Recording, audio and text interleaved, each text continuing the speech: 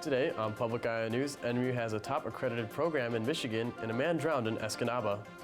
Later in the show, Adam Diaz will have your weather and Joe Sigourney will have your sports. Hi, I'm Caleb Rydell. And I'm Joseph Sigourney, and welcome to Public Eye News.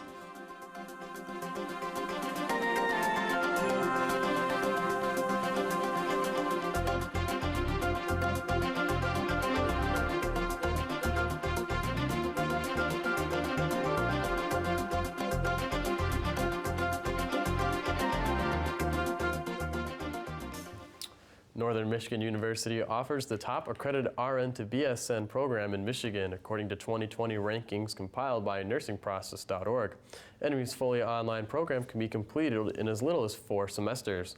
It allows registered nurses to increase their earnings potential and create pathways to graduate education and leadership positions while gaining skills applicable to their current workplace. Thursday night, Marquette City Commission, Board and Light and Power met for a joint work session to discuss the future of Shears Power plant site. Earlier in the day, the two groups met for a tour of the site in Marquette. The plant, which operated in South Marquette for 50 years, was officially closed in June 2018. It's now scheduled for demolition, and the tour was a chance for commissioners to get a ground-level view of the area and discuss future plans for the site. Many on the City Commission expressed their desire to see at least some part of the land return to green space. No decisions were made, and future meetings are expected. Yesterday in Escanaba Harbor, a man's body was pulled from the water. 55-year-old Hannahville tribal community member Anthony McCullough was found floating face down off the east shore of the Harbor Master building. At around 1:30 p.m. yesterday, the Escanaba Department of Public Safety were sent to investigate a call saying that the body was floating in the harbor.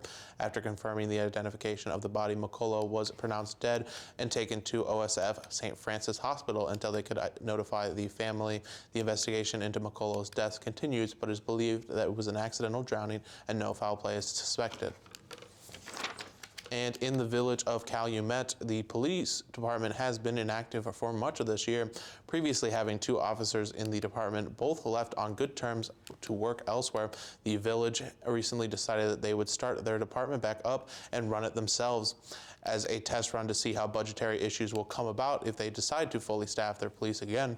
And seeing what issues arise from this change, the village is moving forward with having 1 part-time officer to see what it will cost to have officers on payroll again. The village is currently looking for said part-time officer, and any person certified to operate as a police officer may apply for the position. Pennsylvania Gov. Tom Wolf said Friday his administration will spend $3 million on a pair of studies to explore the potential health effects of the natural gas industry, taking action after months of impassioned pleas by the families of pediatric cancer patients who live by the most heavily drilled region of the state. Dozens of children and young adults have been diagnosed with Ewing sarcoma and other forms of cancer in 4-county area outside Pittsburgh, where the energy companies have drilled more than 3,500 wells since 2008. One study will use existing research linked to natural gas activity to medical conditions like asthma and applying the same methodology to try and replicate those earlier findings in the population in southwestern Pennsylvania. The other study will focus specifically on real childhood cancers, including Ewing sarcoma, with researchers looking at whether these young cancer patients were exposed to fracking more often than a control population. Former Penn State assistant football coach Jerry Sandusky entered court Friday in yellow jumpsuit and hands cuffed in front of him to be resentenced for sexually abusing children. Sandusky, 75, will be sentenced by Judge Maureen Skerda at the Center County Courthouse in Bellefonte.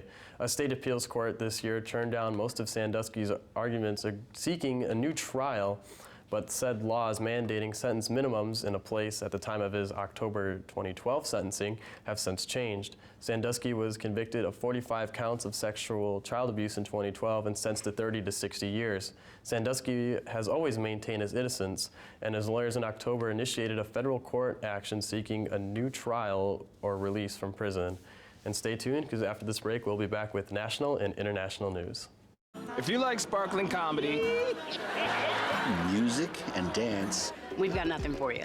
much ado about nothing. Shakespeare's witty battle, Do not you love me? No! Between love, Sweet Beatrice and loathing.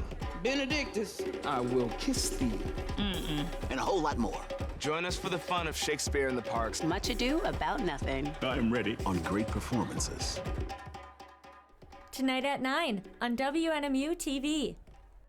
Welcome back. In France, names of women who have allegedly been killed by their partners, current and former, are being plastered around the country.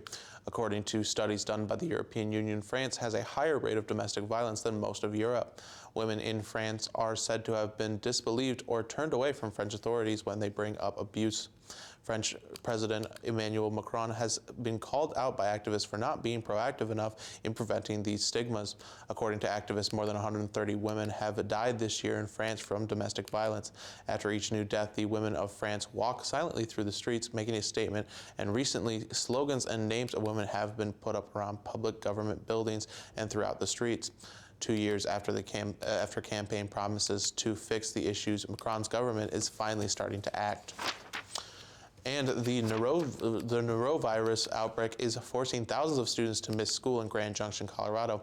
Classes in the district have been canceled until December while workers clean every surface in every room of the 46 schools. CBS Omar's Villa Francis reports from Grand Junction and what prompted this drastic response. I have 3 kids, and they like to share germs. With 3 preteens at home, Joy Zeller says the district-wide school shutdown is inconvenient but necessary. We definitely don't want to be sick for Thanksgiving, and the way that this virus seems to be working, it's kind of like one person gets sick in the family, and then a couple days go by, and then another person gets sick. 46 schools in the Grand Junction district are closing until after the Thanksgiving break, impacting 22,000 students after a suspected outbreak of norovirus. It's a highly contagious bug that causes diarrhea, vomiting, and stomach cramps. Those particles get in the air, and then if you're near there, you breathe the air. And you're sick. And you've been exposed. The virus survives for weeks on surfaces like desks, doorknobs, or toys if not properly disinfected. Sanitation crews are now cleaning the surface areas of every school in the district. The cleaning process is with bleach because that is the only thing that's really effective against this virus, according to the health department. Hundreds of students and dozens of staff members have fallen ill. District officials believe there's now a second related strain of the virus as well. So you had students and staff that were getting sick not once but twice? And that tells us we're losing the battle. Omar Villafranca, CBS News, Grand Junction, Colorado. Prime Minister Benjamin Netanyahu's indictment is expected to sharpen the battle lines in Israel's already deadlocked political system and could test the loyalty of his right-wing allies. The serious corruption charges announced Thursday appear to have dashed already slim hopes for unity government following September's elections, paving the way for an unprecedented repeat vote in March, which will be the third in less than a year. His main opponent, the centrist Blue and White Party, called him to immediately resign from his cabinet post, citing a Supreme Court ruling that says indicted ministers cannot continue to hold office. And Tesla showed off its latest electric creation at the Los Angeles Auto Show. It features ultra-hard stainless steel construction and what was advertised as unbreakable armored glass. Mark Liverman has more from the story from New York. The unveiling of Tesla's new Cybertruck did not go as planned. Oh my God. Well, maybe that was a little too hard. It didn't go through, so that's a plus side. The armored glass is supposed to be unbreakable, but it failed both times it was put to the test last night. Not bad. Room for improvement. The sledgehammer test went much better. Really wind up. Nail it. The futuristic-looking truck is made from the same metal used for SpaceX rockets. Tesla founder Elon Musk says the electric vehicle has a maximum range over 500 miles, and he claims it performs better than some sports cars. But Tesla has struggled with profitability, and now the company is hoping to make its mark in the lucrative truck market. It remains to be seen exactly how the truck industry will react to this. I honestly don't see a lot of Silverado owners, a lot of Ram owners trading in their trucks and going for Cybertruck. Pricing for Cybertruck will start just below $40,000. It won't be available until 2022. Mark Liverman, CBS News. And after this break, we'll have your weather and sports. Stay tuned.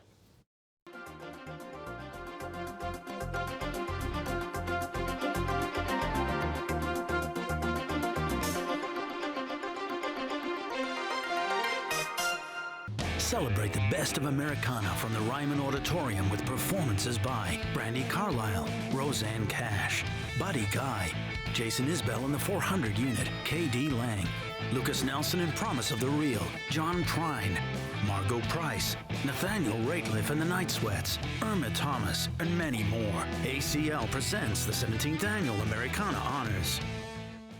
Saturday night at 11 on WNMU TV. And welcome back to your Public Eye News weather. I am Adam Diaz, your weatherman today. Behind me is the toning down of NMU campus with the sunset. And going to be taking a look at our current conditions. It's mostly cloudy. The temperature at 32 degrees, winds west-southwest at 10 miles an hour. Barometric pressure at 30.05 and falling. Looking at tonight, it's going to be mostly clear. The low of 28, winds southwest at 12 miles an hour. Taking a look at tomorrow, it will be mostly sunny. The high of 40, winds west-southwest at 10 miles an hour. Taking a look across the beautiful UP, starting Sault Ste. Marie at 28 with snow. Manistee at 31 and cloudy. Escanaba and Menominee at 33 and sunny. Iron Mountain 32 and partly cloudy. Ironwood at 25 and sunny. Houghton at 29 and partly cloudy. And beautiful Marquette at 32 and partly cloudy. Taking a look at your week ahead, would be Sunday, the high of 43, the low of 34, and partly cloudy. Monday, the high of 40, the low of 33, and mostly cloudy. Tuesday, the high of 38, the low of 32, and mostly cloudy. Well, Joe, it's a beautiful day in the neighborhood today. I'm hoping it's going to be a beautiful weekend for the Wildcats. Oh, it is rivalry weekend as the Wildcats, or as the NMU hockey team prepares for the home series with Michigan Tech. Last week, the Cats hosted Alaska Fairbanks at the Barrie Events Center, where they split that series, resulting in a three-way tie up top the WCHA standings between the two teams and the Minnesota State Mankato. The series moved the Cats to a record of 7-3-2, which ranks them 19th in the nation. Meanwhile, the Huskies sit at 5-6 unranked nationally, while sitting 6th in the WCHA. Tonight's game is in Houghton at 7 p.m., while tomorrow the series comes to Marquette, with that game getting underway at 6 p.m. The games will all be broadcasted on Fox UP. The Barrie Event Center is certainly going to be a busy place this weekend, as hockey isn't the only sport in action. The women's basketball team is set to open their home season with 2 games, and Saturday sees the Cats host St. Cloud State University, while Sunday action brings Concordia State St. Paul to town for the action. Thus far, the Cats sit at 1-3 with their sole win of the season at this point, coming against William Jewell in the season opener. While the Cats are in action here, we do want to wish the best of luck to the NMU volleyball team as they prepare to battle Michigan Tech in the Gilliac tournament, the semifinals downstate to Cats home and away. Good luck this weekend. Last night's Thursday night football saw an AFC South matchup between Indianapolis Colts and the Houston Texans. When the dust settled, it was the Texans on top 20-17. The Texans receiving corps was on fire last night, with the returning Will Fuller grabbing 7 passes and 140 yards, while DeAndre Hopkins scored 2 touchdowns off 6 catches for 94 yards. In the air, Colts were subpar, but did manage 175 yards on the ground on 39 attempts.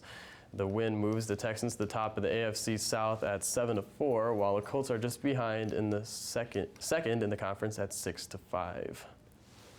And that is all the time we have here on Public Eye News. I'm Joseph Sigourney. I'm Caleb Rydell. Thank you for tuning in. Have a great Thanksgiving break.